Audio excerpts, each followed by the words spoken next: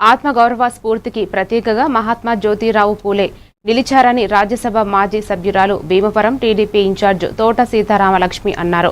పశ్చిమ గోదావరి జిల్లా భీమవరం టీడీపీ కార్యాలయంలో నిర్వహించిన పూలే జయంతి కార్యక్రమంలో ఆమె పాల్గొని పూలే చిత్రపటానికి పూలమాలలు వేసి నివాళులు అర్పించారు. ఈ సందర్భంగా ఆమె మాట్లాడుతూ పూలే అణచివేతకు వ్యతిరేకంగా పోరాడి బహుజనులకు హక్కుల మార్గం చూపిన మహనీయుడని కొనియాడారు.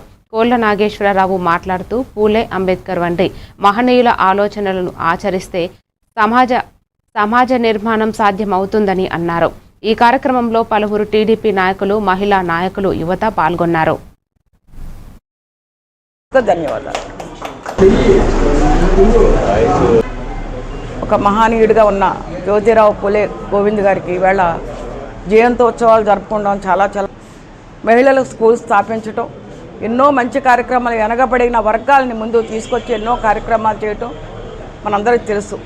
ఈ రోజున మనం ఆచరించుకుంటూ ఈవేళ చాలా పెద్ద ఎత్తున మీ అందరి సమక్షంలో నివాళులు అర్పించడం అభినందనీయమని తెలుసుకుంటూ ప్రతి ఒక్కరికి మనస్ఫూర్తిగా ధన్యవాదాలు.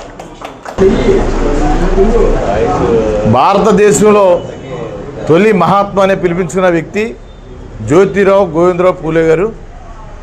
ఆయన జయంతి పురస్కరించిన భీమవరం తెలుగుదేశం పార్టీ తరఫున కూడా ఆయన మన భావి తరాలకు కూడా ఆయన యొక్క గొప్పతనాన్ని తెలియజేసుకుంటూ ఆ రోజు మరి నందమూరి తారక రామారావు గారు పార్టీ పెట్టినప్పుడు మరి పూలే గారిని, అంబేద్కర్ గారిని, అలా జయంతి పురస్కారాలు, మరి సేవలు, మరి ఎక్కడైనా భార్య సేవ చేస్తే భర్త చేయరు, భర్త సేవ చేస్తే భార్య చేయరు.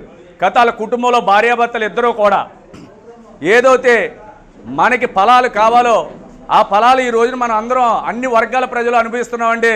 జ్యోతిరావు గారు, పూలే గారు వాళ్ళు చేసిన త్యాగాలు, ఎంతోమంది మహానుభావులు